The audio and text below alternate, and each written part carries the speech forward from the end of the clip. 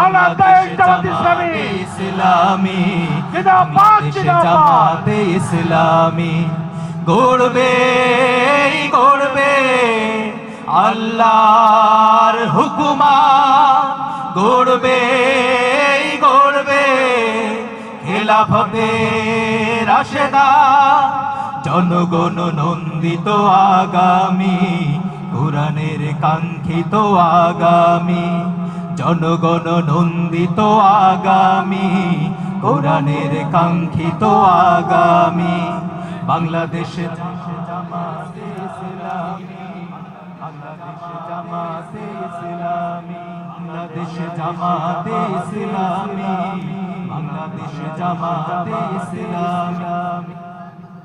আসসালামু আলাইকুম ওয়া রাহমাতুল্লাহ। আলহামদুলিল্লাহি রাব্বিল আলামিন ওয়াসসালাতু ওয়াসসালামু আলা রাসূলিহিল কারীম ওয়া আলা আলিহি ওয়া সাহবিহি ওয়া আহলি বাইতি আজমাইন। বাংলাদেশ জামাত ইসলামী রাজশাহী জেলা এবং মহানগরী কর্তৃক আয়োজিত আজকের এই বিশাল কর্মী সম্মেলনের সম্মানিত সভাপতি বাংলাদেশ জামাত ইসলামী রাজশাহী মহানগরী শাখার সম্মানিত আমির, কেন্দ্রীয় কর্ম পরিষদের অন্যতম সদস্য, বিশিষ্ট শিক্ষাবিদ ডক্টর মৌলানা কেরামত আলী, বিশেষ অতিথি উত্তর জনপদের মাটি এবং মানুষের প্রিয় নেতা, বিশিষ্ট শিক্ষাবিদ, সাবেক সংসদ সদস্য, বাংলাদেশ জামাত ইসলামীর সম্মানিত নায়েবে আমির, মঞ্চে বসা কেন্দ্রীয় নেতৃবৃন্দ, বিভিন্ন বন্ধু সংগঠনের নেতৃবৃন্দ, আঞ্চলিক এবং স্থানীয় নেতৃবৃন্দ, শহীদ পরিবার সমূহের পরম শ্রদ্ধেয় গর্বিত সদস্যবৃন্দ, আমার সামনে উপস্থিত প্রিয় সহকর্মীবৃন্দ, সাংবাদিক ভাই এবং বন্ধুগণ, আল্লাহ সুবহানাহু ওয়া তাআলার শুকরিয়া আদায় করছি। দীর্ঘ 15.5 বছর যেই জাতির উপর একটি জগদ্দল পাথর, ফ্যাসিবাদের পাথর চেপে বসেছিল, মহান রব্বুল আলামিন গেল বছরের 5 আগস্ট তাদের জুলুমের কবল থেকে এই জাতিকে মুক্তি দান করেছেন। আমরা মহান মাবুদের এই জাতির প্রতি এই মেহেরবানির জন্য হৃদয় নিংড়ানো শুকরিয়া আদায় করছি, আলহামদুলিল্লাহ। প্রিয় সম্মানিত সহকর্মীবৃন্দ, মহান আল্লাহ রাব্বুল আলামিন মেহেরবানি করে আমাদেরকে এই বাংলাদেশে পয়দা করেছেন। এই বাংলাদেশ দল, ধর্ম, গোষ্ঠী নির্বিশেষে এটি আমাদের সকলের বাংলাদেশ। আল্লাহ রাব্বুল আলামিন জানা অজানা অসংখ্য সৃষ্টি মানব জাতির কল্যাণের জন্য পয়দা করেছেন, আর মানুষকে পয়দা করেছেন তার নির্ভেজাল গোলামের জন্য। মানুষকে পয়দা করেছেন আল্লাহ তাআলার প্রতিনিধিত্ব করার জন্য। গোলামি সকল জাতি করে, কিন্তু প্রতিনিধিত্বের জন্য মানুষ ছাড়া অন্য কাউকে আল্লাহ তাআলা নির্বাচন করেননি। এটি মহান রবের পক্ষ থেকে মানব জাতির প্রতি এক বিরল উপহার, এক সম্মান, যেই সম্মান আল্লাহর অন্য কোনো সৃষ্টির কপালে জুটেনি। এই মানব জাতি শুধু মানুষের কল্যাণের জন্য নয়, এই মানব জাতিকে আল্লাহ তাআলা সমস্ত সৃষ্টির কল্যাণে পয়দা করেছেন, সমস্ত সৃষ্টির শৃঙ্খলা বিধানের দায়িত্ব দিয়েছেন।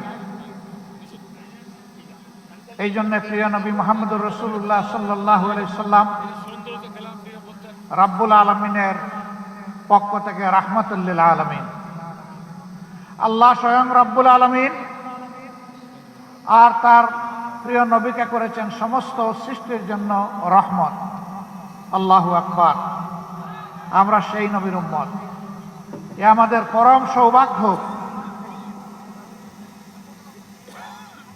যতদিন পর্যন্ত এই উম্মাহ এবং বিশ্ববাসী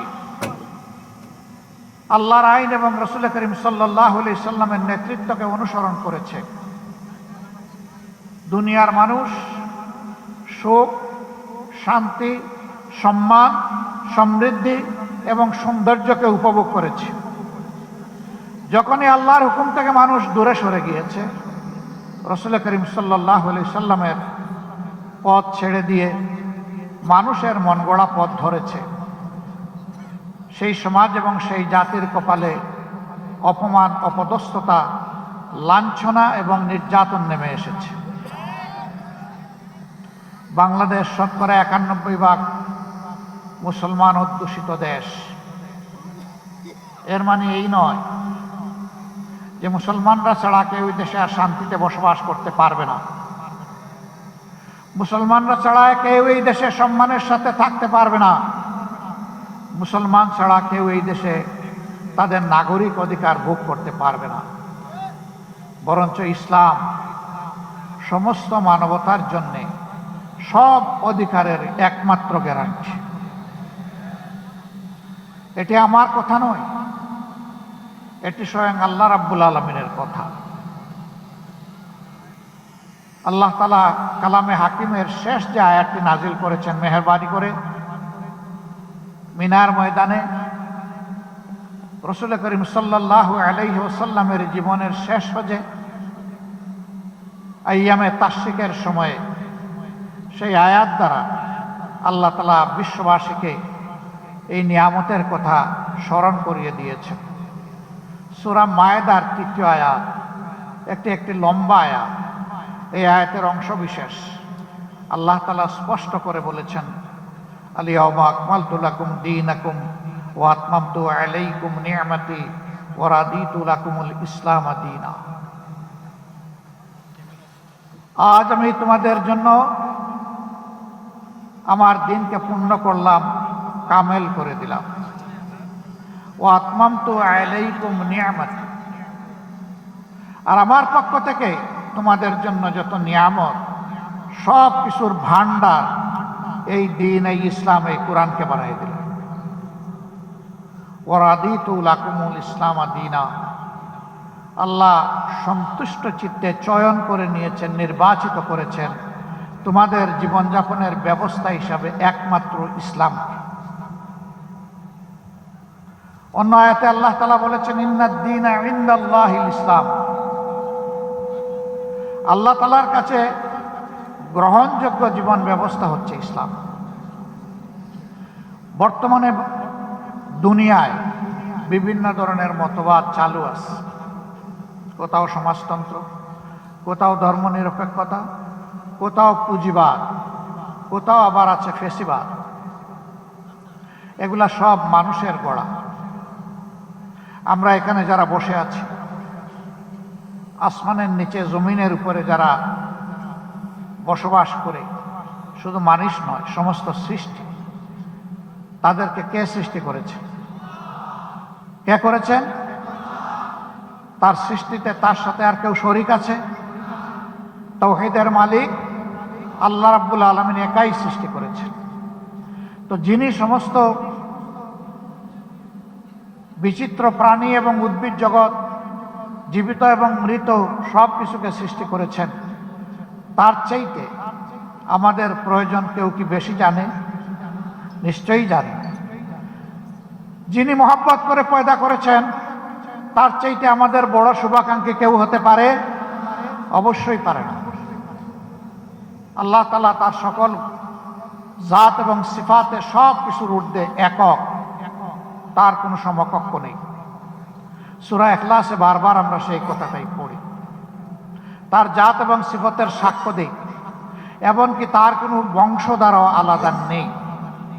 সকলেই তার গোলাম, সকলেই তার বিনীত প্রজা। আল্লাহ তাআলার উলুহিয়তে, রুবুবিয়তে, আল্লাহ তাআলার কুদরতে কারো সামান্যতম কোনো অংশীদারিত্ব নেই। বাংলাদেশ জামাতে ইসলামী সেই আল্লাহকেই একমাত্র মালিক হিসাবে কবুল করেছে। আমাদের অপরাধ, আমরা কেন বললাম যে সমস্ত ক্ষমতার মালিক একমাত্র আল্লাহ তাআলা, সার্বভৌমত্বের একমাত্র অধিকারী আল্লাহ। বিগত সরকার এই অপরাধে নির্বাচন কমিশন থেকে আমাদের নিবন্ধন কেড়ে নিয়েছে। তারা আল্লাহর সার্বভৌমত্ব মানে না।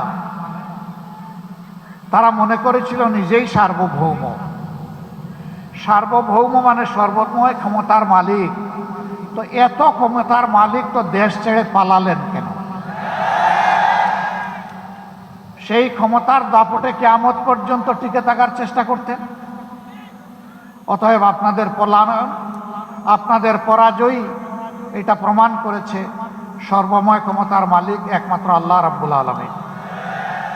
এও আমার কথা নয়, এটাও আল্লাহ তাআলার কথা। ক্ষমতা দেওয়ারও মালিক আল্লাহ, নেওয়ারও মালিক আল্লাহ। ইজ্জত দেওয়ারও মালিক আল্লাহ, আবার ইজ্জত কেড়ে নেওয়ার মালিকও আল্লাহ। আল্লাহ তাআলার ভাষায় কুলিল্লাহুম্মা মালিকাল মুলকি তুতিল মুলকা মান তাশা ওয়া তানজিউল মুলকা মিম্মান তাশা ওয়া তুইজ্জু মান তাশা ওয়া তুযিল্লু মান তাশা বিয়াদিকাল খায়র ইন্নাকা আলা কুল্লি শাইইন কাদির। সমস্ত মুলকিয়ত বাদশাহীর মালিক কে? সে মহান আল্লাহ বলছেন, দুনিয়ার বিভিন্ন অংশে, খণ্ডে, জায়গায় আমি ছোট ছোট এখতিয়ার দিয়ে থাকি, ছোট ছোট মুলকিয়ত দিয়ে থাকি, যেন মানুষ সেখানে মানুষের উপর ইনসাফ কায়েম করে। আল্লাহু ইয়া'মুরুকুম বিল আদলি ওয়াল ইহসান। আল্লাহ তোমাদেরকে নির্দেশ দিচ্ছেন তোমরা যেন ন্যায় বিচার প্রতিষ্ঠা করো, আর মানুষের প্রতি তোমরা যেন সম্মান দেখাও, ইহসান করো। এটা আল্লাহর হুকুম। যারা ন্যায় বিচারের উপরে থাকবে, মানুষকে সম্মান করবে, মানুষকে মানুষ হিসাবে গণ্য করবে, আল্লাহ তাদের ইজ্জত বাড়ায় দেবে। আর যারা সমাজে জুলুম এবং অবিচারের প্রচলন করবে, মানুষকে বেইজ্জত করবে, বিশেষ করে সম্মানিত মানুষকে অপমান করবে, আল্লাহ তাদের সম্মান এবং রাজত্ব দুটাই কেড়ে নেয়। আল্লাহ বলছেন, ক্ষমতা আমি দেই, ক্ষমতা আমি কেড়ে নেই। ইজ্জত আমি দেই, ইজ্জত আমি কেড়ে নেই। এবং সকল ব্যাপারে ইন্নাকা আলা কুল্লি শাইইন কাদির। তোমাদের জন্য আল্লাহই হচ্ছেন সমস্ত ক্ষমতার মালিক। কুদরত তার হাতে, শক্তি তার হাতে। আমরা আল্লাহর শক্তিতে বলিয়ান একটি জাতি গঠন করতে চাই ইনশাআল্লাহ। যেই জাতি আল্লাহ তাআলার শক্তির আলোকে আলোকিত হবে, সেই জাতি হবে সাহসী জাতি, বীরের জাতি। সেই জাতি আল্লাহ ছাড়া আর কারো কাছে মাথা নত করবে না। আলহামদুলিল্লাহ, মুমিনরা দুনিয়ায় কোথাও আল্লাহ ছাড়া কারো কাছে মাথা নত করে নাই। এই করেনি বলেই গত 15.5 বছর বিশেষ করে আলিম উলামা, মুমিন মুমিনা, হুফাজ, আইতাম, এদের উপর বিগত সরকার তাণ্ডব চালিয়েছে। শুধু জামাতে ইসলামী না, হ্যাঁ, জামাতে ইসলামীর 2 জন আমির সহ, 1 জন সেক্রেটারি জেনারেল সহ, 3 জন নায়েবে আমির সহ, 2 জন অ্যাসিস্ট্যান্ট সেক্রেটারি জেনারেল এবং 1 জন নির্বাহী পরিষদ সদস্য সহ 11 জন দায়িত্বশীল নেতাকে আমাদের বুক থেকে কেড়ে নিয়েছে। অন্যায়ের প্রতিবাদ যারা করেছে, শত শত আমাদের সহকর্মীকে তারা খুন করেছে, অসংখ্য ভাই বোনকে গুম করেছে, পঙ্গু করেছে, আহত করেছে, তাদের চাকরি কেড়ে নিয়েছে, ভিটামাটি থেকে উচ্ছেদ করেছে, তাদের ব্যবসা তছনছ করে দিয়েছে, কাউকে দেশেও থাকতে দেয়নি। হাজারো মামলায় লাখো সহকর্মী ভাই বোনদেরকে দফায় দফায় জেলে নিয়েছে। আমি একটু দেখতে চাই আজকে এখানে যারা হাজির, যারা কমপক্ষে একবার স্বৈরাচারিণী হাসিনার সময় জেলে গিয়েছেন, তারা একটু হাত তুলেন। আমার কথা আপনারা বুঝেছেন? যারা কমপক্ষে একবার জেলে গিয়েছেন তারা হাত তুলেন। বিপুল সংখ্যক মানুষের হাত। এবং আমি বিশ্বাস করি এখানে যারা বসে আছেন, ইয়েস, তাদের সকলেই জেলে গিয়েছে। তারা কি চুরি করেছিলেন, রাহাজারি করেছেন, মানুষ খুন করেছেন, গুপ্ত হত্যা করেছেন, গুম করেছেন, নারীর শ্লীলতাহানি করেছেন? কিছুই করেননি। তাদের অপরাধ তাহলে কি ছিল? ওমা নাকামু মিনহুম ইল্লা আইয়ুমিনু বিল্লাহিল আজিজিল হামিদ।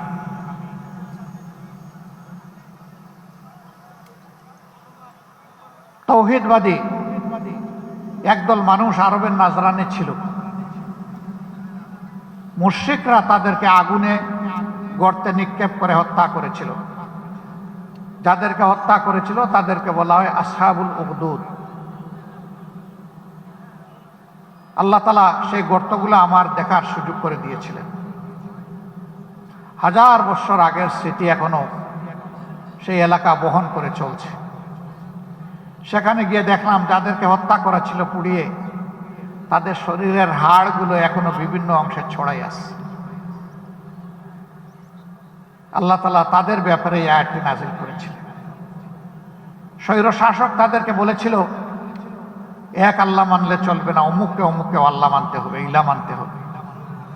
তারা বলেছিল, না, আমরা আল্লাহ এবং ইলা একজনই মানব, দ্বিতীয় কাউকে স্বীকার করব না। এই জন্যই তাদের উপরে এই ঝাল মিটিয়েছিল। যারা মিটিয়েছিল ইতিহাসে তারা নিশ্চিহ্ন হয়ে গিয়েছে, অপদস্থ হয়ে। যাদেরকে আগুনে ফেলে হত্যা করেছিল আল্লাহ তাদেরকে কবুল করেছেন শহীদ হিসাবে। বাংলাদেশেও যাদেরকে খুন করা হয়েছে শুধু আল্লাহর জন্য, আল্লাহর দিনের জন্য, হক কথা বলার জন্য, মানুষের কল্যাণে কাজ করার জন্য, মহান মওলার দরবারে আরজ, হে রাব্বুল আলামিন, তুমি তাদেরকে মর্যাদাবান শহীদ হিসাবে কবুল। অনেকে জিন্দা শহীদ হয়ে আছে, হাত পা টুকরা টুকরা, 2টি নয়ন নষ্ট করে দিয়েছে, একটা চোখ ক্ষতিগ্রস্ত হয়েছে। আমাদের নেতৃবৃন্দকে ফাঁসির রশিতে ঝুলানো হয়েছে, বাকিদেরকে মৃত্যুর দিকে ঠেলে দেওয়া হয়েছে।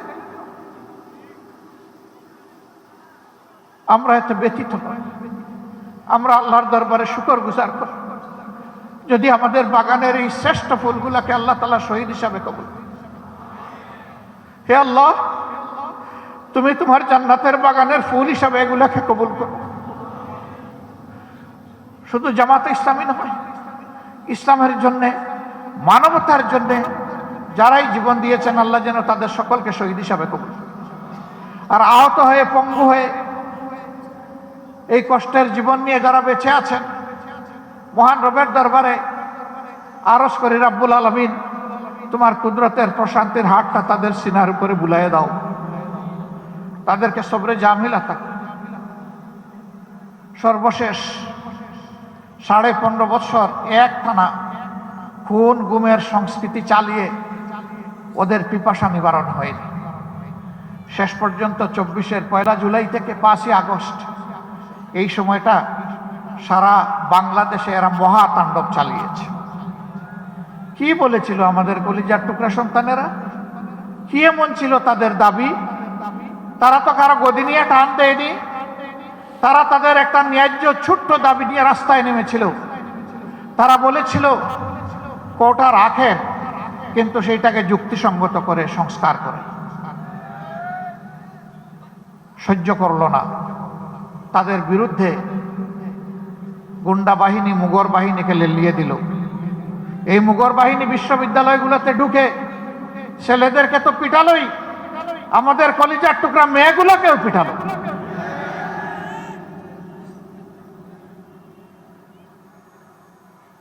সম্মানিত ভাইয়েরা, এরপরেও শেষ নাই।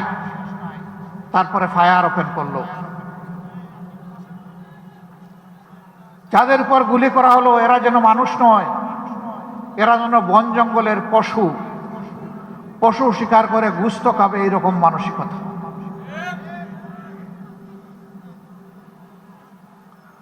কতজন আদম সন্তানকে দুনিয়া থেকে বিদায় করা হয়েছে সঠিক হিসাব দুনিয়ার কেউ দিতে পারবে না। আমরা যেখানেই একজন শহীদের খবর পেয়েছি চেষ্টা করেছি তাদের প্রিয় পরিবারের কাছে ছুটে যেতে, সান্ত্বনা দিতে, দুঃখের অংশীদার হতে, তাদের কাছ থেকে দোয়া চাইতে, কারণ তারা পরম সৌভাগ্যবান। জাতিকে মুক্তির সংগ্রামে তার সন্তান, তার ছেলে, তার ভাই, তার স্বামী, তার পিতা নেতৃত্ব দিয়ে দুনিয়া থেকে বিদায় নিয়েছেন। তারা আমাদের কাছে জাতীয় সম্পদ, পরম সম্মানের পাত্র। কিন্তু আমরা সবার কাছে যেতে পারিনি, কারণ সবার খোঁজ আমরা পাইনি। আপনারা দেখেছেন আন্দোলনের শেষ দিনগুলোতে ইন্টারনেট বন্ধ করে দিয়ে সব কিছু অন্ধকারে রেখে অনেক লাশ গুম করা হয়েছে। স্তূপে স্তূপে লাশ ট্রাকের উপর ছুঁড়ে মারা হয়েছে, তারপরে পেট্রোল ছিটিয়ে আগুন দিয়ে লাশগুলাকে ছাই বানায় ফেলা হয়েছে। এখনো বহু জায়গায় যায়, কাঁদো কাঁদো চোখ নিয়ে, চোখের ফুটা ফুটা পানি নিয়ে ওনাকে হাজির হয়ে বলে, বাবা আমার সন্তানটার কোনো খবর পেলাম, অন্তত তার কবরের খবরটা পেলে মনে একটু সান্ত্বনা পেতাম যে আমার সন্তানটা অমুক জায়গায় ঘুমিয়ে আছে। আপনারা কি কোনো খবর জানেন? বলুন এই মানুষগুলোকে কি সান্ত্বনা আমরা দিতে পারি? আমাদের কাছে সান্ত্বনা দেওয়ার মতো কোনো ভাষা থাকে না। আমরা সব ভাষা হারিয়ে ফেলি, তাদের সাথে আমাদের চোখ থেকেও তখন পানি ঝরে। আপনাদের এই শহরেরই গুড়িপাড়ার একটা ছেলে, ওর নাম মিনারুল, গরিব পরিবারের সন্তান, বয়স কত হবে, 20-22 হবে। নারায়ণগঞ্জের একটা গার্মেন্টসে চাকরি করত। তার দুটো ভাই কষ্ট করে রিক্সা চালিয়ে সংসার চালায়। এই ছেলেটা আন্দোলনের সময় বাড়িতে এসেছিল। সে রাস্তায় নেমেছিল আন্দোলনকারী মানুষগুলোকে একটু পানি পান করাবে। কঠিন গরমের সময় একদিকে আগুন ভরা বুলেট আসতেছে, আরেকদিকে সূর্যের তাপ। হাতে কলসি নিয়ে, গ্লাস নিয়ে গিয়েছিল মানুষকে পানি। যখন কলসির পানি শেষ হয়ে গেল, কলসি ফেলে দিয়ে সেও আন্দোলনে শরিক হয়ে জালিমের বুলেট এসে তাকে এফুড় উফুড় করে দুনিয়াতে নিয়ে গেল। রাজশাহীতে এসেছিলাম তার পরিবারকে দেখতে। সেখানে গেলাম, তার মা, তার ভাইয়েরা এবং শহীদের স্ত্রী, তারা অত্যন্ত গুছিয়ে শালীনভাবেই আমাদের সামনে আসলেন। একে একে সবাইকে জিজ্ঞেস করলাম, কেউ কথা বলতে পারছে না, শুধুই কাঁদে। এই যুবতী মেয়েটাকে যখন জিজ্ঞেস করলাম, মা রে তুমি কেমন আছো, মেয়েটি জবাব দিলে, আলহামদুলিল্লাহ ভালো আছে। কিন্তু এই কিন্তু বলে কথা তার বন্ধ হয়ে গেল, আর কিছু বলতে পারে না। বেশ কিছুক্ষণ পরে আবার জবান ফুটিয়ে কেঁদে কেঁদে বলল, আমি তো 6 মাসের অন্তঃসত্ত্বা, আমার গর্ভের সন্তানের কি হবে? ও যখন দুনিয়ায় আসবে, মুখে যখন কথা ফুটবে, তখন বাবা ডাকবে কারে? সম্মানিত ভাইরা, এই মেয়েটাকে কি সান্ত্বনা দেওয়া যায় বলুন? তার প্রথম প্রশ্নের জবাব এইভাবে দেওয়ার চেষ্টা করেছি, মা এখন থেকে তুমি এবং তোমার এই পরিবারের লোকগুলো আমাদের পরিবারের সদস্য। তোমার গর্ভের সন্তান দুনিয়াতে আসুক সুস্থ হালতে, আল্লাহ তোমাকে নেক আওলাদ দান করুন, দোয়া করি। এরপরে এই সন্তানকে আল্লাহ তাইয়্যিব হায়াত দিন, সেটাও দোয়া করি। ও যতদিন বড় না হবে, উপার্জন করার উপযুক্ত না হবে, মানুষের মতো মানুষ না হবে, ততদিন পর্যন্ত আমাদের সন্তান সন্ততি, আমাদের নাতি নাতনিরা যেভাবে বেড়ে উঠবে, যেভাবে শিক্ষা পাবে, যেভাবে খাবে, যেভাবে পড়বে, ইনশাল্লাহ তোমরাও সেভাবে থাকবা। আমাদের কোনো শক্তি নাই, আমরা আল্লাহ তাআলার উপর মুতাওয়াক্কিল হয়ে এই দায়িত্ব নিয়েছিলাম। আলহামদুলিল্লাহ, এই মেয়েটির গর্ভ থেকে আল্লাহ তাআলা তাকে একটা সন্তান দুনিয়ায় দান করেছেন। দোয়া করি আল্লাহ তাআলা তাকে তাইয়্যিব হায়াত দান করুন, বাপের মতো সে দিনের মুজাহিদ হোক। এর জন্মের সম্ভবত 2-2.5 মাস হয়ে গেছে, 4 মাস হয়ে গেছে। আমি এসে দেখতে পারিনি, আজকে যাব ইনশাল্লাহ ওকে দেখতে। এটা আমাদের নৈতিক দায়িত্ব। এদের প্রতি এটা কোনো দয়া নয়, অনুকম্পা নয়। যারা রক্ত দিয়ে আজকের এই পরিবেশ আমাদেরকে দিয়ে গিয়েছে, তাদের কাছে আমরা এবং সারা জাতি ঋণী এবং কৃতজ্ঞ। এই ঋণের দায় আমাদেরকে আজীবন পরিশোধ করতে হবে শ্রদ্ধার সাথে। এরকম যত শহীদ বাংলাদেশে আছে, আমরা তাদের প্রতি কৃতজ্ঞ, আমরা তাদের কাছে ঋণী। সাংবাদিক বন্ধুরা আমাদেরকে প্রশ্ন করেছেন, আপনাদের দলের কতজন শহীদ হয়েছে? আমি বলেছি, যারা শহীদ হয়েছে আমরা তাদের দলের মানুষ, এবং যারা শহীদ হয়েছে তারা সবাই আমাদের দলের মানুষ। আমরা জামাতে ইসলামী হিসাবে আমাদের দল নয়, আমরা মানব জাতি হিসাবে আমাদের দল, এবং মানবতাবাদী হিসাবে আমাদের দল। তাদেরকে কোনো দলীয় পরিচয়ে আমরা সংকীর্ণ পরিসরে নামাতে চাই না। তারা আমাদের জাতীয় সম্পদ, জাতীয় বীর। তাদেরকে মাথার উপরে শ্রদ্ধায় আমরা তুলে রাখতে চাই।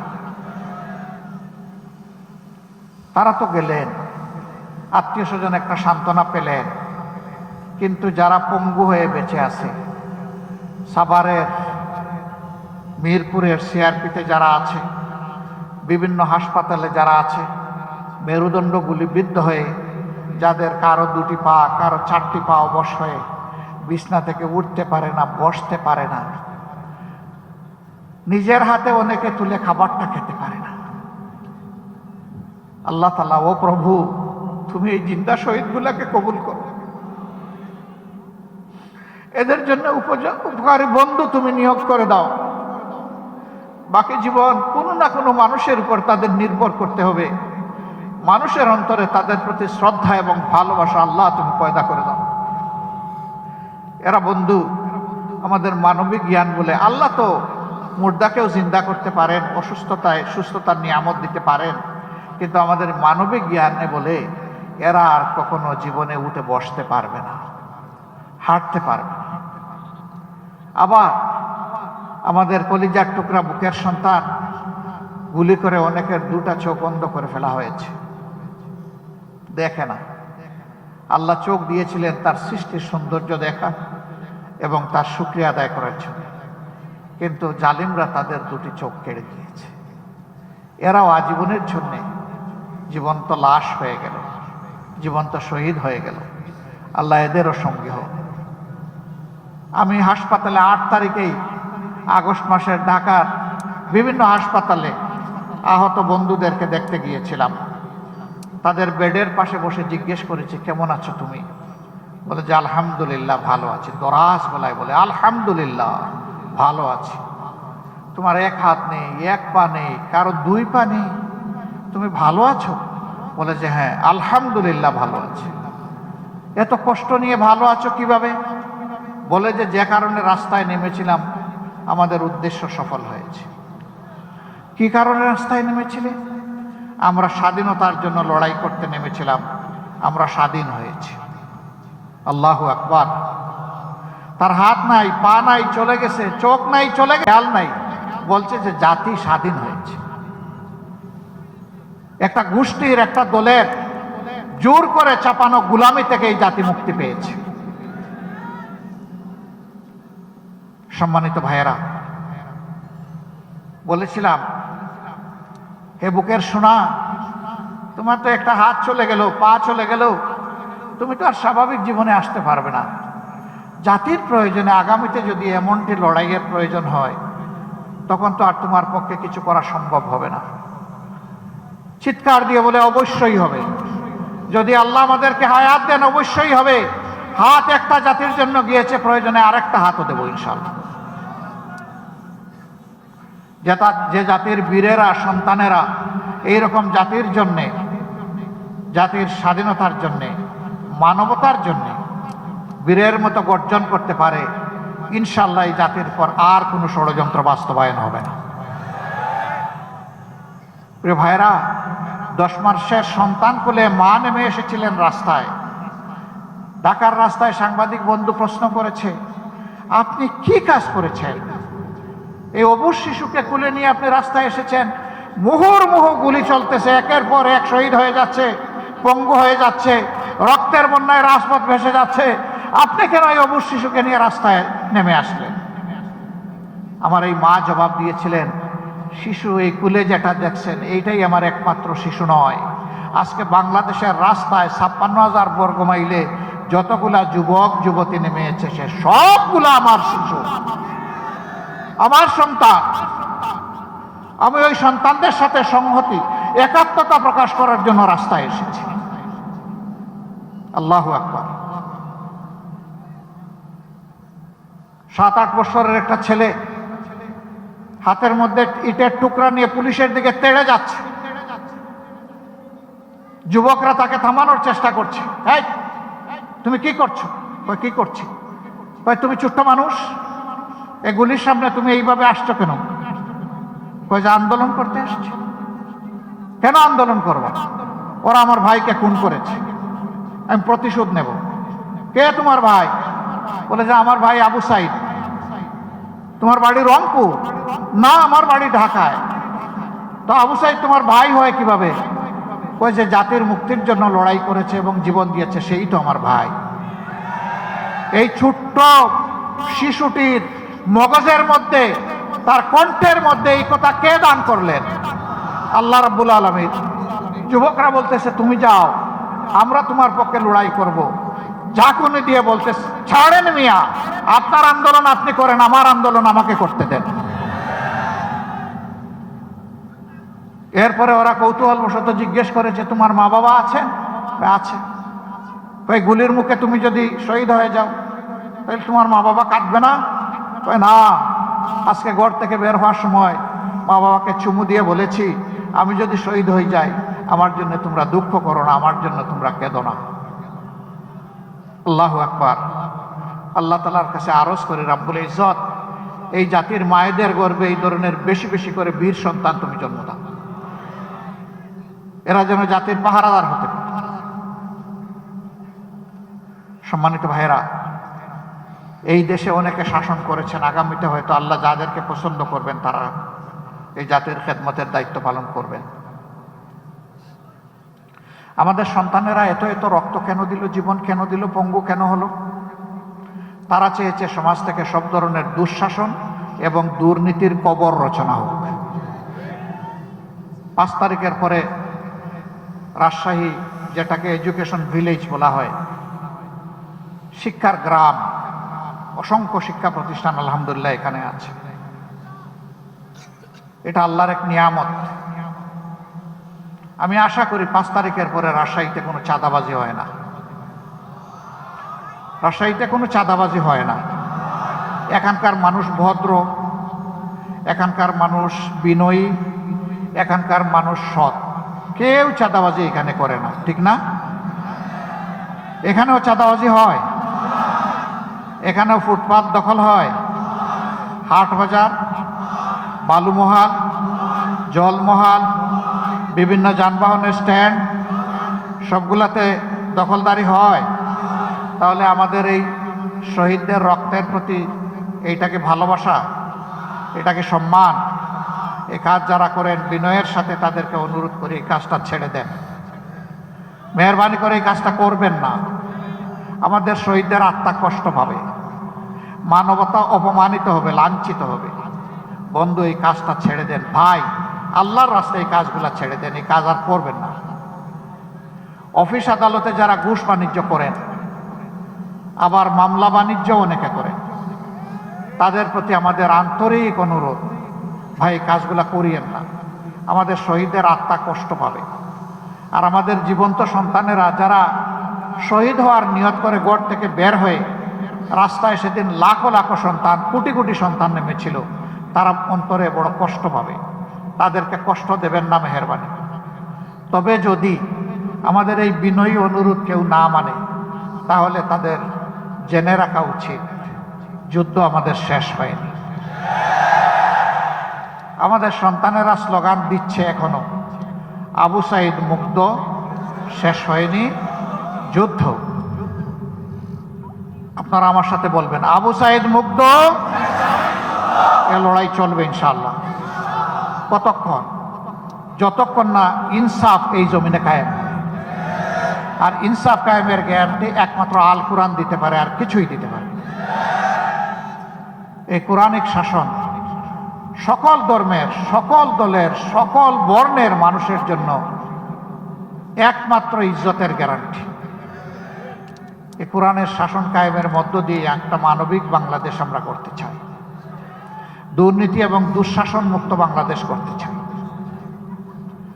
অন্য ধর্মের ভাইদেরকে আমরা আমাদের ভাই হিসাবে দেখি, কারণ একই আদম এবং একই হাওয়া আলাইহিস সালামের আমরা বংশধর। শয়তান আমাদেরকেও ধোঁকা দেয়, অনেককেই ধোঁকা দেয়। শয়তানের ষড়যন্ত্রে পড়ে অনেকে তার প্রভুকে ভুলে যায়। আমাদের রুট, আমাদের উৎস, আমাদের মূল এক জায়গায়। আমরা মানুষকে ঘৃণা করি না, হিংসা করি না। আমরা মানুষকে মানুষ হিসাবে সম্মান করি।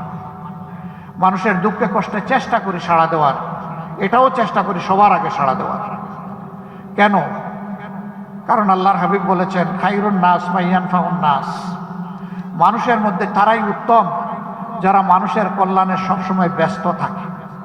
আল্লাহ যেন এই তৌফিক আজীবন কিয়ামত পর্যন্ত আমাদেরকে দান। সম্মানিত ভাইয়েরা, সেই সাম্যের, সেই কল্যাণ রাষ্ট্র, বৈষম্যহীন, দুর্নীতিমুক্ত, চাঁদাবাজ মুক্ত, ঘুষ মুক্ত একটি ন্যায় ইনসাফের বাংলাদেশ গড়েই আমরা মানবিক বাংলাদেশ করতে চাই। এই বাংলাদেশ আপনারা চান, আমার সহকর্মীরা চান, তাহলে আমাদের লড়াই চালিয়ে যেতে হবে।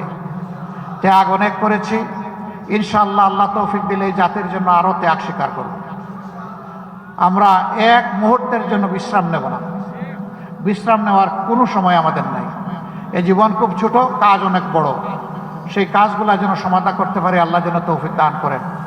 আল্লাহ তাআলা বাংলাদেশ থেকে সকল প্রকার অন্যায়, অবিচার, দুর্নীতি, দুঃশাসনের বিলোপ সাধন করে তার কোরআনী আইন এই দেশে আমাদেরকে দান করুন।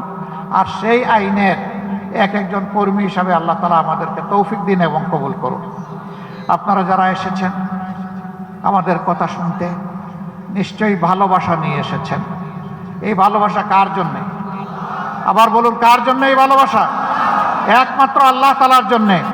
আল্লাহ তাআলার দরবারে আরজ, হে প্রভু, আমাদের এই ভালোবাসাকে কবুল করো, আর এই ভালোবাসাকে তুমি জান্নাত পর্যন্ত পৌঁছে দিও। সবাইকে ধন্যবাদ। আসসালামু আলাইকুম ওয়া রাহমাতুল্লাহ। আল্লাহ হাফেজ। বাংলাদেশ জিন্দাবাদ। বাংলাদেশ জামাতে ইসলামী জিন্দাবাদ।